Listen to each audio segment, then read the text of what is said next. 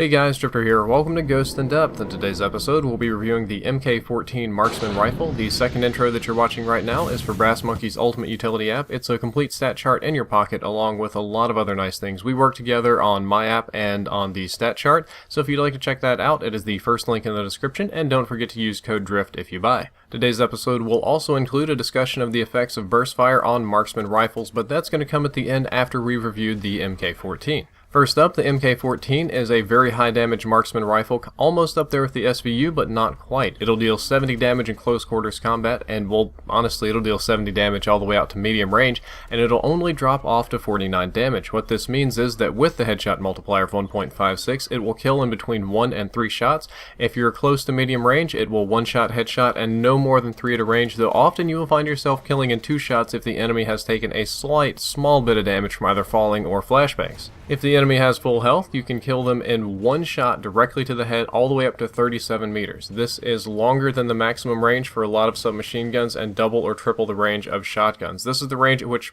most assault rifles are dealing their medium damage. You can still one-shot with this weapon.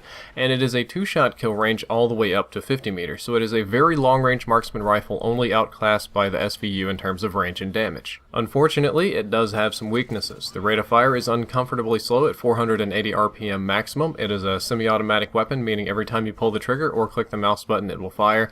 At this rate, it is very easy to oversample, and by oversample, I mean if you shoot too fast, if you click too fast, or pull faster than 480 RPM, it will actually shoot slower and do what many players describe as jamming up. So unfortunately, you can't spam with this one. You have to play very conservative with your trigger finger. Even discounting the insta-kill headshots, the theoretical time to kill is very fast, but the practical time to kill is often on the slow side of things.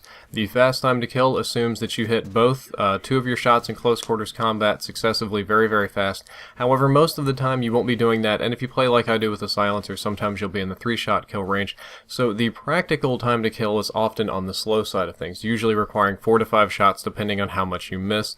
Again, if you are more talented than myself, if you are very accurate, you can kill people very quickly. However, if you miss just 1 shot, this gun will drop from a fast time to kill to a slow time to kill, so the skill curve, learning curve, or accuracy curve, whatever you want to call it, is absolutely brutal when it comes to time to kill.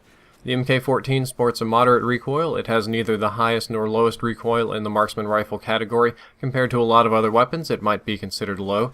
The kick pattern is random, left, right, and up, but not down, so it kind of makes a triangular shape that you can bounce anywhere in between.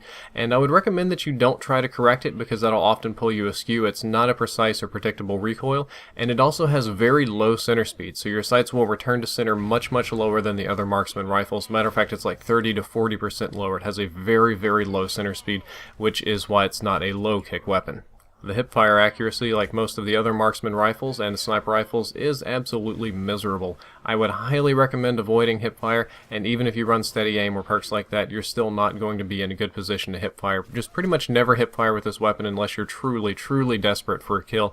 Aim down sights time is 0.3 seconds, which is standard for marksman rifles, but a little bit slow compared to the other guns. That's why I like to run quick draw. That'll change it to about 2 seconds. That's so I can aim down sights fast. I mean 0.2, my bad. 2 seconds would be crazy long.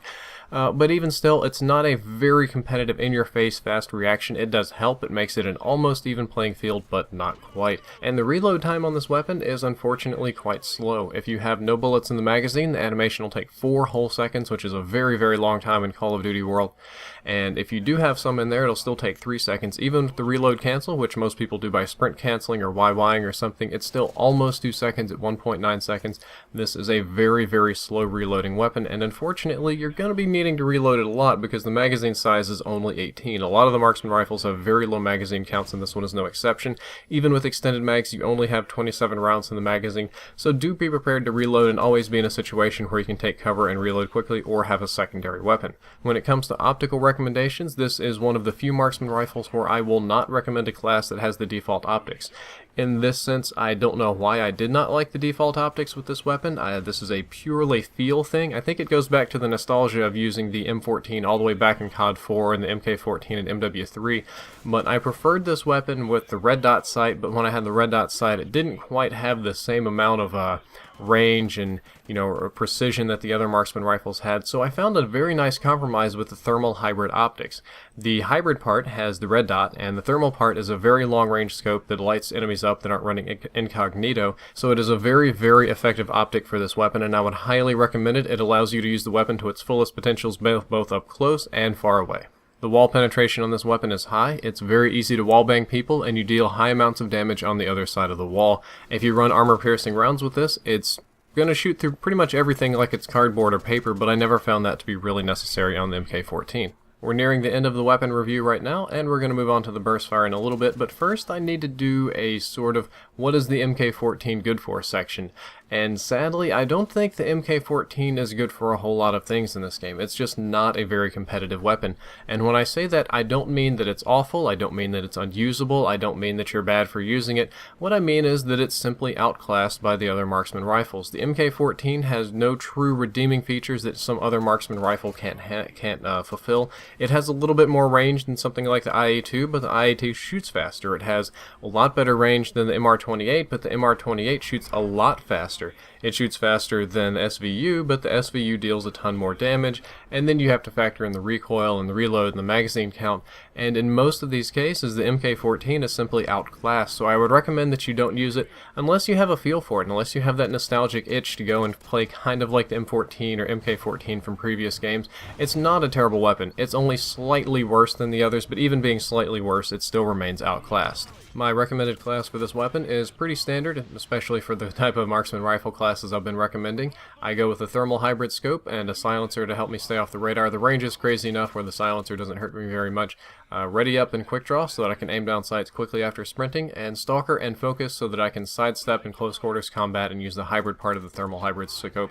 And focus helps me win a lot of long range gun battles. It's a pretty standard class. It's very hard to go wrong with this class. You can do it somewhat more specialized, but this worked fine for me.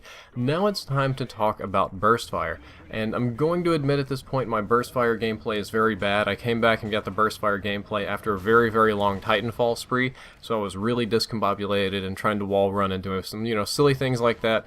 But I don't think the burst fire attachment is very good for Marksman rifles. It's just not very useful, and I'm going to tell you why. So when you put burst fire on a Marksman rifle, you get no damage increase. The assault rifles, you do get a damage increase and a range increase. This is just the opposite.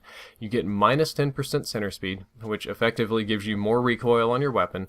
You get minus 25% range. The burst fire penalty and the silencer penalty are exactly the same, and if you were to stack the two, you would get an even greater penalty because they do stack together.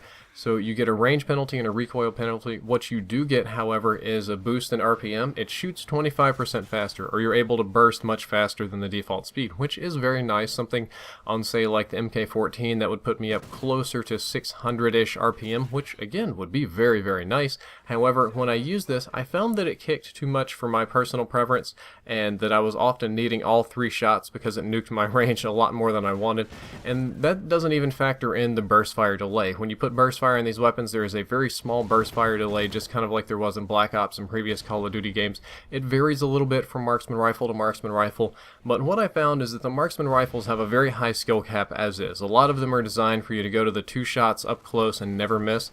However, when you put burst fire on, you're going to need to hit the whole burst almost every time for whatever reason, and that if you miss your burst, there's a very, very long delay before you can shoot again, and it makes it very, very dangerous for you to miss. And I missed a lot, and I personally didn't like it, and I don't recommend this attachment for Marksman rifles. Well guys, that's all for this episode of In Depth. I hope that you enjoyed it, and I hope that you learned something useful. If you'd like to check out the previous episode, I investigate frame rate and rate of fire myths.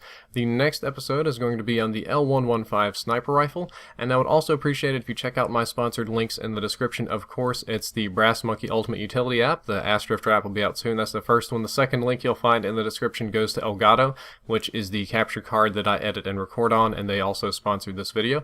As always, if you enjoyed, don't forget to like, favorite, and subscribe. Drifter out.